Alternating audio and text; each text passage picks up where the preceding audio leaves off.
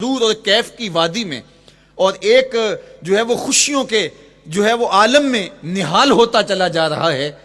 لیکن یہ قدم جب چھاتی پہ آیا تو پھر احد، ظاہر تو پتھر ہے احد، لیکن حضور سے پتھر بھی پیار کرتے ہیں. فرمایا احد جبل یحبنا ونحبہ، احد ہم سے پیار کرتا ہے، پہاڑ ہے، پتھر ہے، لیکن ہم سے پیار کرتا ہے، ہم اس سے پیار کرتے ہیں. اس کائنات میں صرف سرکش انسانوں اور جنوں کے علاوہ کائنات کی ہر شے حضور سے پیار کرتی ہے، حضور سے محبت کرتی ہے. آؤ میں تمہیں پیار کی ایک اور کہانی سناؤں. مسجد نبوی ہے، آقا کریم تشریف فرما ہیں، منبر پہ جلوہ فراز ہوئے. ابھی واز کا آغاز ہی کرنا چاہ رہے تھے کہ ایک جانب سے رونے کی آواز آنے لگی. صحابہ کہتے ہیں رونے والا اس درد سے روتا ہے کہ لگتا تھا کلیجہ پھٹ جائے گا. کنا قتل خلوج، جس طرح اونٹنی کا بچہ بچھڑ جائے اور وہ اس کے غم میں، اس کی جدائی میں درد سے روکتی ہے، چیختی ہے، چلاتی ہے، رونے والے کا انداز درد ایسا ہی تھا اور لگتا تھا کہ جس طرح اس کا کلیجہ پھٹ جائے گا. صحابہ دائیں بائیں دیکھتے ہیں لیکن رونے والا دکھائی بھی نہیں دیتا، اور ماحول کے اندر اس طرح درد پھیل رہا ہے کہ سینوں میں دل لرز رہے ہیں، اور عجیب کیفیت طاری ہو گئی.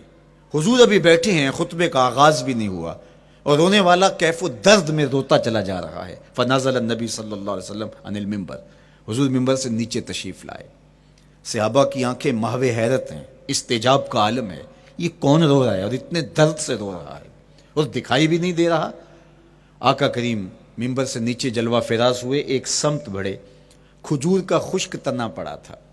آج پہلا دن تھا کہ منبر حضور علیہ السلام کے لیے بچھایا گیا، ورنہ یہ خشک تنا دیوار کے ساتھ جو ہے وہ رکھا گیا تھا، اور حضور اس کے ساتھ ٹیک لگا کر کے واز کیا کرتے تھے. جب منبر بن گیا تو اس کو اٹھا کر کے اب اس کی ضرورت نہیں رہی، ایک کونے میں ڈال دیا گیا.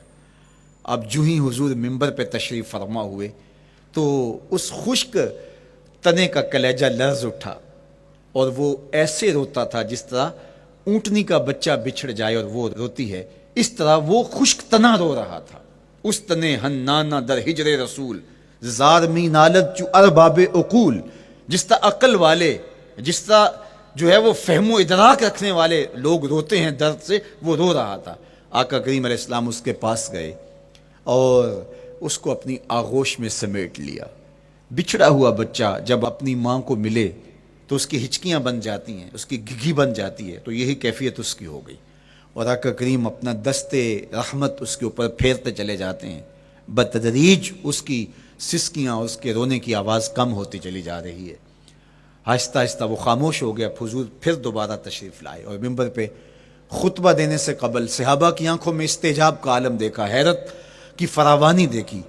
فرمایا کہ تم جو سوال کرنا چاہ رہے ہو، جو تمہاری آنکھوں میں پوشیدہ سوال ہے، میں اس کو اچھی طرح جانتا ہوں. لو لم افعل ہاکذا لحن الی یوم القیامہ، اگر میں منبر سے اتر کے اپنے عاشق زار کو یوں تسلی نہ دیتا، یہ قیامت تک یوں ہی روتا ہی رہتا.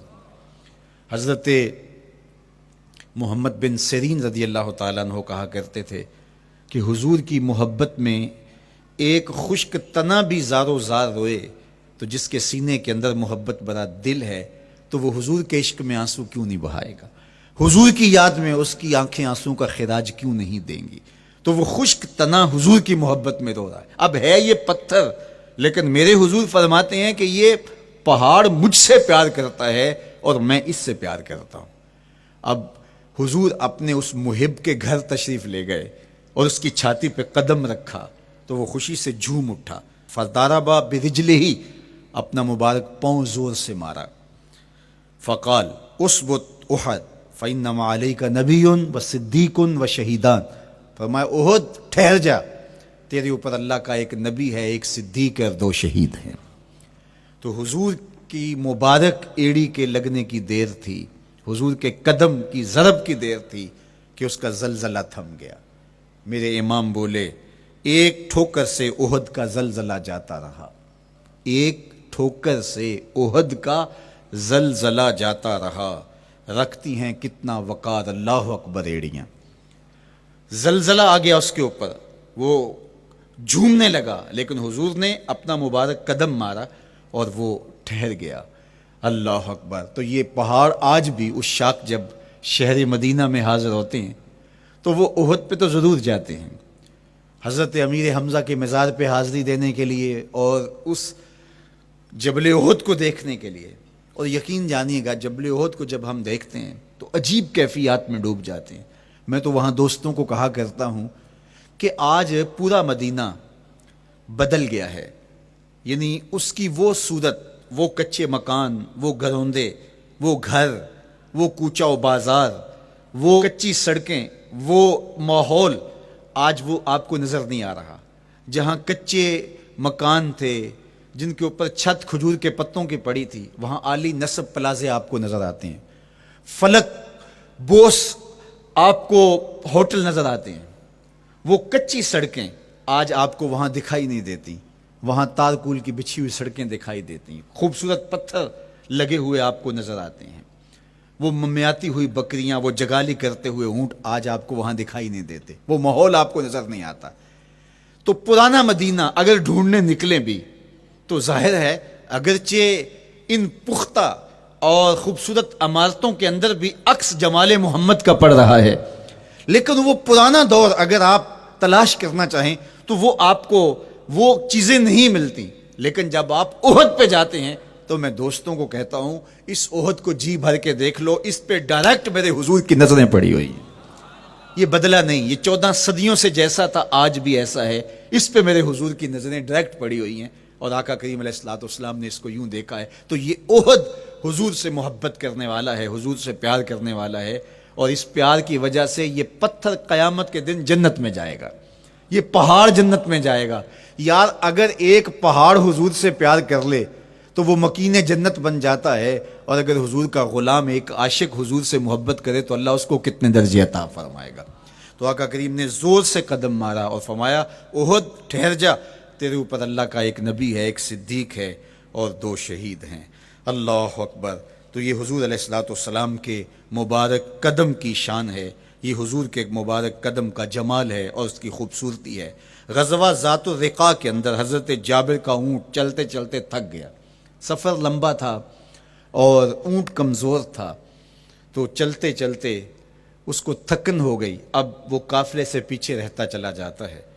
تو اس نے حضور کی خدمت میں عرض کی، یا رسول اللہ یہ اونٹ تھک گیا ہے اور میں قافلے کے ساتھ چل نہیں پا رہا. تو آقا کریم علیہ الصلوۃ والسلام نے اپنے مبارک قدم سے اس اونٹ کو ٹھوکر لگائی. فَنَشِطَ حَتَّى كَانَ مَا يَمْلِكُ زَمَامَهُ. حضرت جابر کہتے ہیں اس کی لگام سنبھالی نہیں جاتی تھی، اتنا تیز چلتا تھا. یار جس کے قدموں کی ٹھوکر سے یہ توانائی آ جائے اس کے ہاتھوں کی توانائی کا عالم کیا ہوگا. تو اللہ نے صرف حضور کے مبارک قدموں کو صوری حسن ہی نہیں دیا تھا، مانوی جمال اور توانائی بھی عطا فرمائی تھی.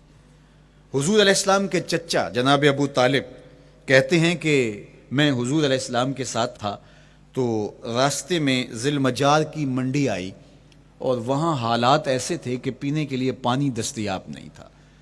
تو میں نے کہا کہ عطشت ولیس عندی ماء، مجھے تو سخت پیاس لگی ہے اور پانی بھی پاس نہیں ہے.